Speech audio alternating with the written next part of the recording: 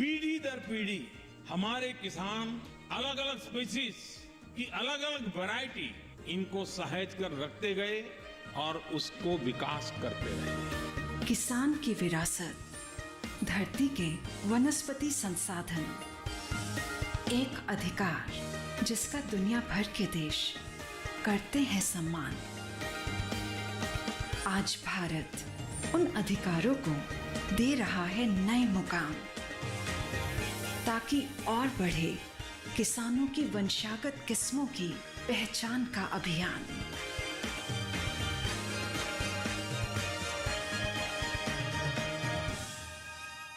नमस्कार, स्वागत है आपका कृषि दर्शन में। मैं हूं अंटू सिंह। कृषि दर्शन एक ऐसा कार्यक्रम है जिसके माध्यम से हम आप तक पहुंचाते हैं कृषि जगत से संबंधित विभिन्न नई जानकारियां। हमारा देश एक कृषि प्रधान देश है। आज भी 70% से ज़्यादा आबादी प्रत्यक्ष या अप्रत्यक्ष रूप से अपनी आजीविका के लिए कृषि के ऊपर निर्भर करती है। इसीलिए आवश्यक है कि अगर देश को हमें प्रगति की राह पर ले जाना है तो कृषि सेक्टर को और मजबूत करना होगा, और ऐसे में बहुत महत्वपूर्ण है कि हमारे किसानों की आय में वृद्धि हो। इसीलिए हमारी कोशिश होती है कि कृषि दर्शन के माध्यम से ऐसी जानकारियाँ हम आप तक पहुँचाएँ जिसे इस्तेमाल कर हमारे किसान भाई बहन अपनी आय में वृद्धि कर सकें। हमेशा की तरह कार्यक्रम में सबसे पहले बात करेंगे विज्ञान और किसान की, उसके बाद नजर डालेंगे कृषि स्टार्टअप पर और अंत में देखेंगे फार्मिंग इंडिया। तो चलिए शुरुआत करते हैं आज के कृषि दर्शन की। कृषि दर्शन में आपको लेकर चलते हैं कृषि मंत्रालय में डीडी किसान के स्टूडियो, जहां पर कृषि किसान कल्याण मंत्रालय के बागवानी विभाग के उप निदेशक रविंद्र कुमार हमें जानकारी दे रहे हैं मखाना के बारे में। जी हां, मखाना एक फसल है जो कि हमारे किसानों के लिए काफ़ी लाभकारी है। ये पोषक तत्वों से भरपूर होती है, लेकिन इसके साथ साथ ये जानकारी भी बहुत ज़रूरी है कि कैसे करें इसकी खेती, कौन कौन सी विशेष बातें हैं जिसका ध्यान रखना किसानों के लिए बेहद आवश्यक है। आइए जानते हैं विस्तार से।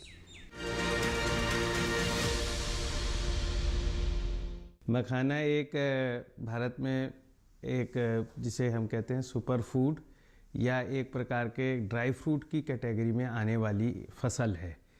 इसका जो मुख्यतः जो प्रयोग होता है, जैसे मखाना का खीर और जैसे अलग किस्म के जैसे ड्राई फ्रूट्स में, जैसे मिक्सचर में या नमकीन में इत्यादि में इसका ज़्यादा प्रयोग होता है। मखाने को सुपर फूड इसलिए कहा जाता है क्योंकि इसमें फास्फोरस, जिंक, आयरन, कैल्शियम इत्यादि, इसके अलावा प्रोटीन और कार्बोहाइड्रेट्स की मात्रा मिलती है। ये बहुत रिच फाइबर कंटेंट होता है इसमें, इसीलिए, और साथ में साथ इसमें लो ग्लाइसेमिक इंडेक्स होता है। लो ग्लाइसेमिक इंडेक्स से क्या होता है कि ये डायबिटीज़ वाले को भी सूट करता है, कि डायबिटीज़ वाले अगर कुछ लाइट खाना चाहें तो मखाने का प्रयोग कर सकते हैं। बिसाइड्स दिस, इसके अलावा भी इसका थेरेपेटिक यूज़ भी होता है। जैसे कि मैंने आपको बताया कि न्यूट्रिशन में इसकी अलग अलग अवेलेबिलिटी है, जैसे आयरन, जिंक है, जैसे एनीमिया हुआ, जैसे हाइपरटेंशन हुआ, जैसे डायबिटीज़ हुई, ऐसे रोगों के लिए भी ये बड़ा ही अपना प्रयोग में यूज़ किया जाता है। तो सबसे पहले हम आपको बताते हैं कि मखाने की खेती कहाँ कहाँ इस देश में होती है। मुख्यतः मखाना जो है वेटलैंड एरियाज़ जिसे कहा जाता है, कि जिसे जहाँ पानी की बहुतायत है, जैसे या जहाँ 1000 mm वर्षा होती हो, जहाँ उससे ज़्यादा होती हो, उन क्षेत्रों में होता है, या उष्ण कटिबंधीय क्षेत्र जिन्हें कहा जाता है, या सब ट्रॉपिकल रीजन्स में ज़्यादा इसकी खेती की जाती है। हमारे भारतवर्ष मखाना बिहार में, वेस्ट बंगाल में, उड़ीसा में, असम में, मणिपुर में, कुछ पार्ट ऑफ मध्य प्रदेश है, कुछ छत्तीसगढ़ में भी है, और कुछ ठंडे इलाके जैसे कश्मीर में भी है, ऐसा देखा गया है। तो इसको ज़्यादातर कल्टीवेशन हम जो ट्रेडिशनल कल्टीवेशन मेथड है, उसमें हम क्या करते हैं कि ज़्यादातर जहाँ लेक्स हैं, पॉन्ड्स हैं या तालाब हैं, जहाँ अपने उनमें लोग इसको उगाते हैं। तो सबसे पहले आपको क्या करना है कि मखाने की तैयारी कैसे करनी है। सबसे पहले आपको बीज से बीज बनाना है, मतलब आपको मखाना का बीज लेना है, उसी बीज से हम उसका लावा निकालते हैं जिसे पॉपिंग कहते हैं, और उस लावा को हम as a dry fruit use करते हैं। तो सबसे पहले क्या करना है कि किसान भाइयों को एक नर्सरी बनानी होगी। जैसे धान की नर्सरी बनाई जाती है, तो उसी तरीके से मखाने की भी नर्सरी बनाई जाती है। तो उसमें करीब आपको 80 से 100 किलो मखाना चाहिए होता है। बीज जो काले रंग का होता है, उस बीज को हम करीब 1.5 से 2 फुट पानी की क्यारी बना के और पानी खड़ा करके उसके अंदर इसकी बुआई कर देते हैं या छींट देते हैं। तो धीरे धीरे वो उसमें करीब आप इसको ये एक्टिविटीज़ नवंबर के महीने में शुरू कर देते हैं और करीब मार्च तक वो आपकी पौध तैयार हो जाती है। उस पौध को ले जाके अब आप किसी भी गड्ढी में, तालाब में, या फिर आपने कोई अपना खेत तैयार किया है जिसमें खाद मिट्टी डाल के उसी की जड़ें जो छोटी छोटी निकल जाती हैं, उन्हीं जड़ों को दलदली मिट्टी में दबा दिया जाता है। तो इस तरीके से मखाना रेडी हो जाता है। करीब 8 महीने की ये क्रॉप होती है और ये अगस्त में आपको जो इसका फूल वूल तैयार होके, फल तैयार होके, बीज भी तैयार हो जाता है। स्वर्ण वैदेही करके एक वैरायटी बड़ी फेमस है, दरभंगा से निकली हुई है, तो उसको काफ़ी लोग यूज़ कर रहे हैं। इसी तरीके से साबौर मखाना 1 करके एक वैरायटी है, उसका भी बहुत नाम चल रहा है, जिसे अपना साबौर की जो यूनिवर्सिटी है वहाँ से रिलीज़ किया गया है। तो ये 2 वैरायटीज़ खास बताई जा रही हैं। अभी क्या है कि मखाने का इसका जो प्रोसेसिंग है, ये भी एक बड़ा स्पेसिफिक काम है कि जैसे आपने बीज आपने पानी में से निकाल लिए, बीज पानी में से निकालने के बाद उनको ड्राई किया जाता है। उन बीजों को फिर हम क्या करते हैं, 2-3 दिन सन शेड में सुखाने से क्या होता है कि अंदर जो है लूज़ होने लगता है, मटेरियल जो मखाने का है सूखने लगता है। फिर उसको हम भूनना शुरू करते हैं। भूनना शुरू करने से पहले क्या करते हैं, पहले हम एक बार में मखाने को हल्का सा भूनते हैं। भून के क्या करते हैं, फिर 24 घंटे छोड़ देते हैं। उसके बाद दोबारा मखाने की रोस्टिंग की जाती है और रोस्टिंग करने के बाद उसी गरम गरम मखाने के बीज को एक लकड़ी के हैमर टाइप से उसको पीटा जाता है। जैसे पीटे जाएगा तो पॉपिंग होगी। पॉपिंग होना मतलब कि उसका लावा निकलता है। तो गरम गरम बीज को ही तोड़ना है, तोड़ते ही उसमें से मखाना निकल जाता है। फिर उसके बाद उसकी हल्की सी पॉलिशिंग वगैरह, साफ़ सफाई करके, ग्रेडिंग वगैरह करके, पैकिंग करके उसको मार्केट में बेचा जाता है। आज के दौर में महिलाएं हर क्षेत्र में अपनी मौजूदगी दर्ज करवा रही हैं और कृषि का क्षेत्र भी उन्हीं में से एक है। अब आपको लेकर चलते हैं हिमाचल प्रदेश, जहां पर महिलाएं कृषि के क्षेत्र में नवाचार को अपना रही हैं, स्वावलंबी बन रही हैं, आत्मनिर्भर हो रही हैं और उनका आर्थिक विकास भी हो रहा है। आइए दिखाते हैं इससे जुड़ी हमारी आज की ये रिपोर्ट।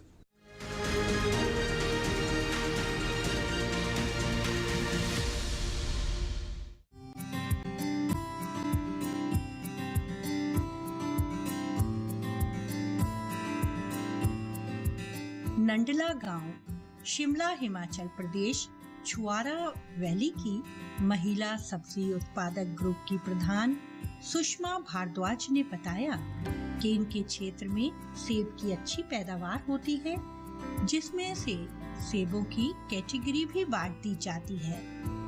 बाजार में ए ग्रेड के सेबों की अच्छी मांग होती है, लेकिन जो सेब थोड़े आकार में छोटे होते हैं, जिन्हें बी कैटेगरी में रखा जाता है, बी ग्रेड की सेबों को मंडी में उचित दाम नहीं मिल पाता। ऐसे में उन सेबों की प्रोसेसिंग कर सेब के अन्य उत्पाद जैसे जैम, जेली, मुरब्बा और चटनी बनाई जाती है, जिसे बाजार में अच्छे दामों पर बेचा जाता है। इनके समूह को सेब प्रोसेसिंग से जुड़े लगभग 3 वर्ष हो चुके हैं। इन्होंने बताया कि इनके क्षेत्र के कृषि विज्ञान केंद्र के वैज्ञानिकों ने इन्हें और इनसे जुड़े अन्य महिलाओं को सेब प्रसंस्करण के काम से जुड़ने के लिए प्रेरित किया। नंडला गांव, शिमला, हिमाचल प्रदेश, छुआरा वैली की महिला सब्जी उत्पादक ग्रुप की प्रधान सुषमा भारद्वाज ने बताया कि उनके क्षेत्र में सेब की प्रोसेसिंग किस प्रकार की जाती है। आइए जानते हैं उन्हीं की ज़बानी। सबसे मुख्य फसल है अब एप्पल, क्योंकि सेब पे ही हम काम करते हैं, क्योंकि ये हमारी आमदनी का स्रोत है एक। जो हमारा ए ग्रेड का सेब होता है वो तो हमारा मार्केट में अच्छा बिक जाता है। जो बी ग्रेड का सेब है, क्योंकि अच्छा तो है बी ग्रेड का सेब, ये कि उसकी थोड़ी हमारे पास मार्केट नहीं मिलती, इसलिए हमने सोचा क्यों ना फूड प्रोसेसिंग पे काम करें। बी ग्रेड का ये ना समझो कि लोग की बी ग्रेड सुन के ये ना करे कि ख़राब सेब का जैम बनाते हैं। बी ग्रेड ऐसा नहीं है, थोड़ा आकार में छोटा होता है, मतलब कई बार हिल्ड ओला पड़ जाता है, उसके दाग पड़ जाते हैं, इसलिए हमारे मंडी में नहीं बिकता। इसलिए हमने सोचा क्यों ना फूड प्रोसेसिंग पे काम करें और अच्छा दाम ले। तो हमने फिर है तो हमारी महिलाएं बहुत है, ग्रुप तुम्हारा बहुत बड़ा है, महिला मंडल में बहुत लेडीज़ है, क्योंकि सबकी अपनी अपनी परिस्थितियां हैं, इस कारण हम 3 लेडीज़ है इस पे आ गया है। मतलब 2-3 सालें हो गई हमारे को इसमें काम करते हुए फूड प्रोसेसिंग पे, जिसमें हम बनाते हैं जी जैम, एप्पल जैम हो गया, एप्पल चटनी हो गया, एप्पल सॉस हो गया, प्लम एपिटाइज़र हो गया, साथ में हम एक गेहूं का शीरा जो कि लेडीज़ों के लिए और बॉर्न बेबी के लिए बहुत अच्छा होता है, उसको भी बनाते हैं। जैसे हम जैम बनाते हैं तो शुद्धता का बहुत ही ध्यान रखते हैं हम, क्योंकि साफ़ सुथरे हम ग्लव्स पहन के और एप्रन वगैरह टोपी वगैरह पहन के हम काम करते हैं, बिल्कुल शुद्धता से। कोई भी मतलब साफ़ सफाई बिल्कुल होनी चाहिए इसमें, क्योंकि जैम बन रहा है, इसमें कोई भी दिक्कत नहीं आनी चाहिए। हम एप्पल प्रोसेस पे काम कर रहे हैं, जिसमें हम एप्पल जैम बना रहे हैं 3 महिलाएं मिलकर। ये हमारा एक ग्रुप है महिला सब्जी उत्पादक, जिसको हमें आगे बढ़ाकर जो है हम फूड प्रोसेसिंग पे काम कर रहे हैं। इसके लिए हमने एप्पल जैम तैयार किया है। इसके लिए हमें सभी लोगों का सहयोग मिला है, KVK और रोडू और GIZ। इसके लिए हमने GIZ से पहले कोटगढ़ में ट्रेनिंग ली, उसके बाद जो हमने घर आकर अपना एक छोटा सा ये बनाना शुरू किया, जिसमें हमने एक अपना वो ब्रांड बनाया है RBS। इसमें हम 3 महिलाएं काम करती है, जो कि हमने जो ब्रांड बनाया है वो RBS हम तीनों के नाम है। R से रानू शर्मा और B से बसंतरा और S से सुषमा शर्मा। ये हमारा एक ब्रांड है। तो हम चाहते हैं कि इस प्रोसेस को हम थोड़ा आगे बढ़ाए। हमारा जो सेब है वो A ग्रेड तो हमारा आगे मार्केट में जाता है, जो हमारा B ग्रेड होता है उसको हमें अच्छा टेबल नहीं मिल पाता, इसलिए जो है हमने उस B ग्रेड जो सेब है उसका जो है हमने ये तैयार करने की सोची है। वसुंधरा शर्मा भी इस स्वयं सहायता समूह से जुड़ी तीसरी महिला है जो सेब प्रसंस्करण का काम कर रही हैं और अच्छा लाभ कमा रही हैं। इन्होंने बताया कि पहले वो केवल सब्जी उत्पादन से जुड़ी थी, जिससे आमदनी ज्यादा नहीं होती थी। चूंकि सेब हिमाचल की मुख्य फसल है, ऐसे में सेब प्रसंस्करण से जुड़कर वो साल भर अच्छी आमदनी कमा रही हैं। सेब की लोकप्रियता और बाजार में साल भर इसकी मांग को देखते हुए सेब के प्रसंस्करण के विषय में अपनी नजदीकी कृषि विज्ञान केंद्रों के वैज्ञानिकों से सलाह लेकर और प्रशिक्षण प्राप्त कर अन्य किसान भी सेब से विभिन्न प्रकार के उत्पाद बनाने में सफलता हासिल कर सकते हैं और अपनी आमदनी भी बढ़ा सकते हैं।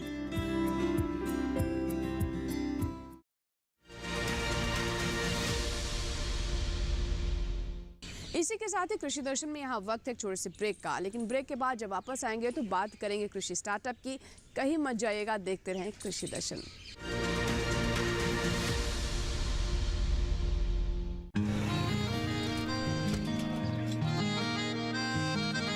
क्या बात है भाई, आजकल तो काफी खुश नजर आ रहे हो। क्यों ना हो, अब मैं ऑर्गेनिक खेती जो कर रहा हूँ ये पूरा प्राकृतिक है, ऑर्गेनिक है। इसमें हमारे खेत, हमारी फसल और हमारी जेब सब फायदे में होते हैं और इसमें लागत भी कम है। जी हाँ, आप भी ऑर्गेनिक खाद का प्रयोग करें, अपनी फसल और मिट्टी को तंदुरुस्त बनाएं और आपकी आमदनी में इजाफा करें। अधिक जानकारी के लिए किसान call centre toll free number 1800-180-1551 पर कॉल करें और लॉग ऑन करें kisan.gov.in और farmer.gov.in। कृषि और किसान कल्याण मंत्रालय द्वारा किसान हित में जारी।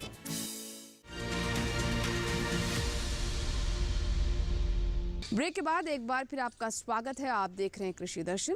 आइए हम नजर डालते हैं कृषि स्टार्टअप पर, जिसमें हम आपको दिखाते हैं किसानों की सफलता की कहानियां।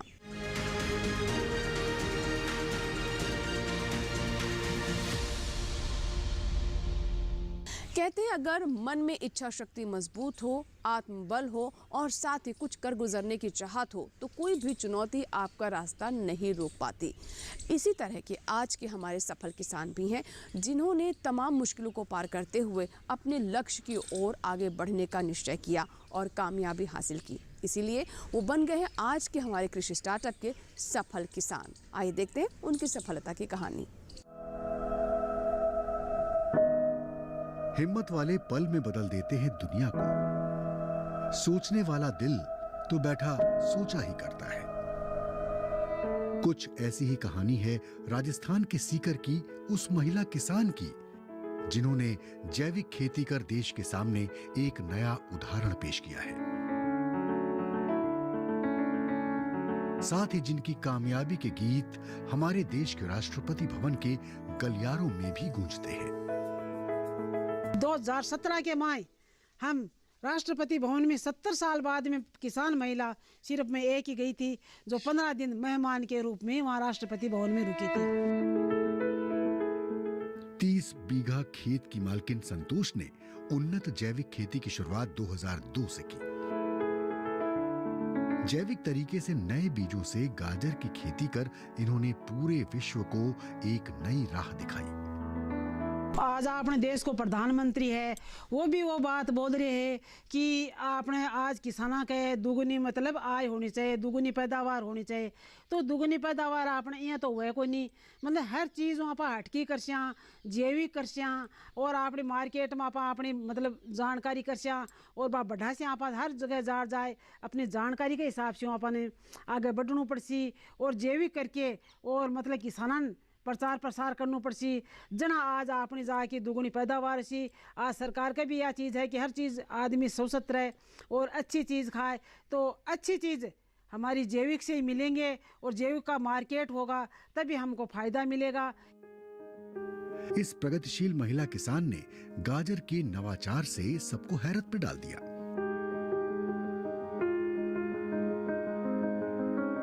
काली व लाल गाजर का रंग अंदर से बदलकर उसमें मिठास को तो बढ़ाया ही, साथ ही उत्पादन में भी 1.5 से 2 गुने तक का फायदा हुआ और उन्होंने इस बीज का पेटेंट भी कराया है।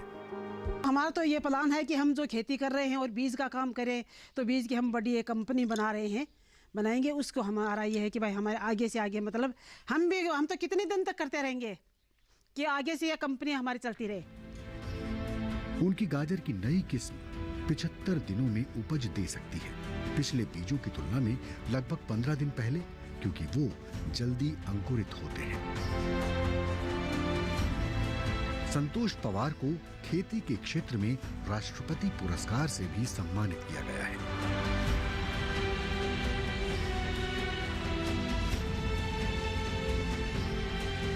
और इसके अलावा इन्हें करीब 150 प्रादेशिक, राष्ट्रीय और अंतर्राष्ट्रीय पुरस्कार भी मिल चुके हैं। पहले हमें पंचायत स्तर पर सम्मानित हुए थे, फिर हम जिला स्तर पर सम्मानित हुए थे, फिर हम मतलब जैसे राज्य स्तर पर सम्मानित हुए थे, मतलब जैसे हमको कलेक्टर से हुए थे, मुख्यमंत्री से हुए थे, फिर हम सीधे ही हम राष्ट्रपति प्रणब मुखर्जी से 2013 के माह हमारे खेत का 2 साल तक सर्वे चला था, फिर 2013 के माह हमें राष्ट्रपति पुरस्कार मिला था। इस तरह अनेक संघर्षों और परिस्थितियों की जंजीरों को तोड़कर संतोष पचार ने कृषि क्षेत्र में अपनी पहचान बनाई है।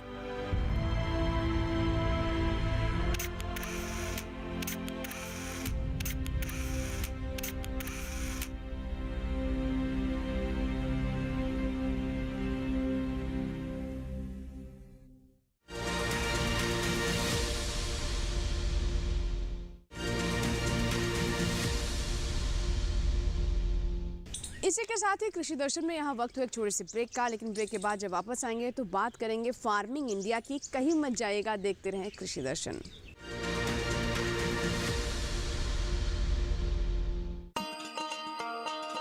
किसान भाइयों गांठ बांध लो, गांठ बांध लो, बात बहुत है काम की, समृद्धि के पैगाम की। मिट्टी के मिजाज को समझो, मिट्टी के हर राज को समझो, मिट्टी की तुम जांच कराओ, मुफ्त सॉइल हेल्थ कार्ड ले जाओ। कभी मुनासिब बीज लगाओ, सही किस्म की खाद ले आओ, जितनी जरूरी उतनी डालो, सही मात्रा खुद पहचानो, इसको अपना मंत्र बना लो, मिट्टी की सेहत तो जानो। बात बहुत है काम की, कम लागत अधिक वरदान की, किसान भाइयों गांठ बांध लो। आज ही मिट्टी की जांच कराएं, राज्य सरकार के कृषि अधिकारी से संपर्क करें और मुफ्त में सॉइल हेल्थ कार्ड पाएं। कृषि और किसान कल्याण मंत्रालय द्वारा किसान हित में जारी। ब्रेक के बाद एक बार फिर आपका स्वागत है। आप देख रहे हैं कृषि दर्शन। आइए हम नजर डालते हैं फार्मिंग इंडिया पर, जिसमें हम आपको बताते हैं सरकार की उन योजनाओं के बारे में जो कि खास तौर पर आप किसानों के लिए हैं। तो आइए नजर डालते हैं आज के फार्मिंग इंडिया पर।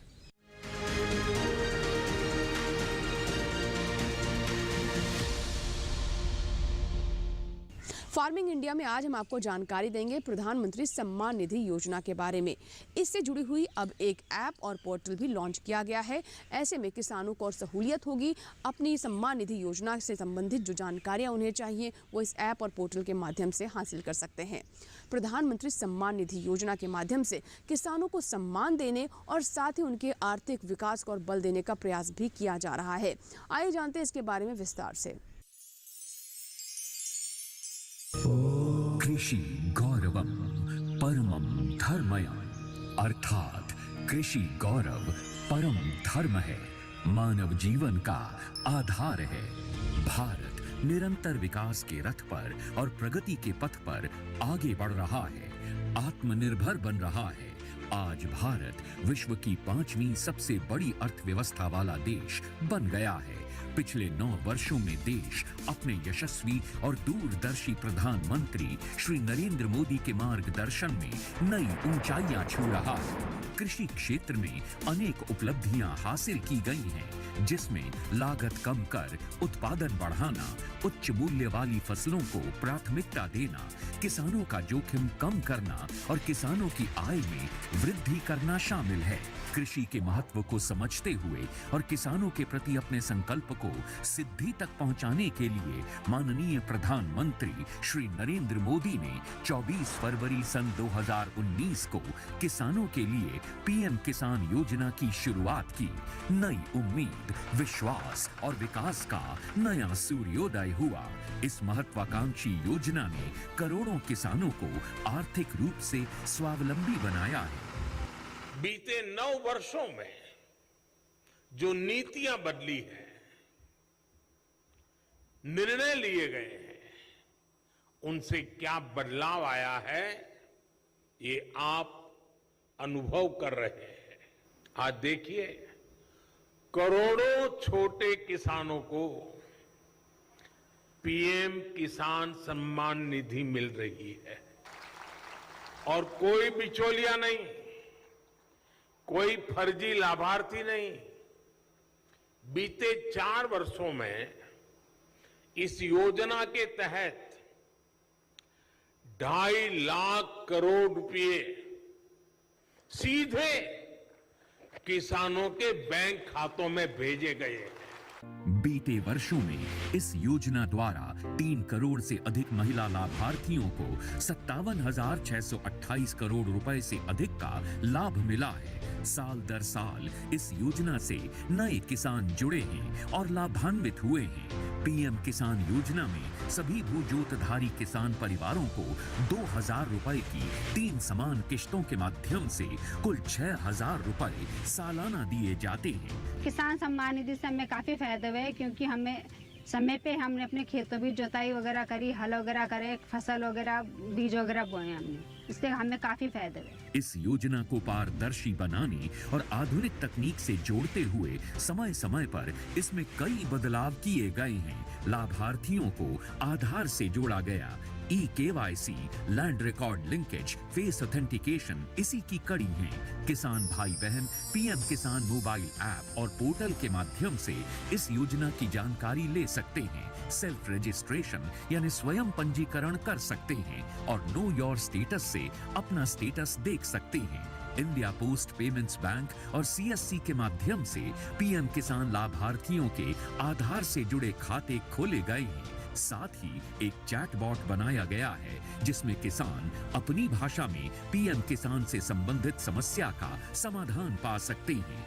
आजादी के अमृत काल में माननीय प्रधानमंत्री के डिजिटल इंडिया के संकल्प को पूरा करते हुए भारत सरकार ने किसानों को जानकारी और योजनाओं का लाभ देने के लिए आधुनिक तकनीकों का इस्तेमाल करते हुए digital public infrastructure, digital crop survey, कृषि मैपर और weather information data network system यानी विंड्स के जैसे कई क्रांतिकारी कदम उठाए हैं जो किसानों के जीवन को नई दिशा दे रहे हैं। मैंने अपने आधार के माध्यम से योजना के पंजीकरण करवाया था, तब से मुझे हर किस्त मिल रही है और मैं अपने किसानों के काम को और बेहतरीन बना पा रहा हूँ और मेरा परिवार खुश है। आज किसान भाई बहन आत्मनिर्भर और प्रगतिशील बन खुशहाली की राह पर अग्रसर हैं। 9 वर्षों में कृषि क्षेत्र में बनाए नए कीर्तिमान, उन्नति और समृद्धि के पथ पर हैं किसान।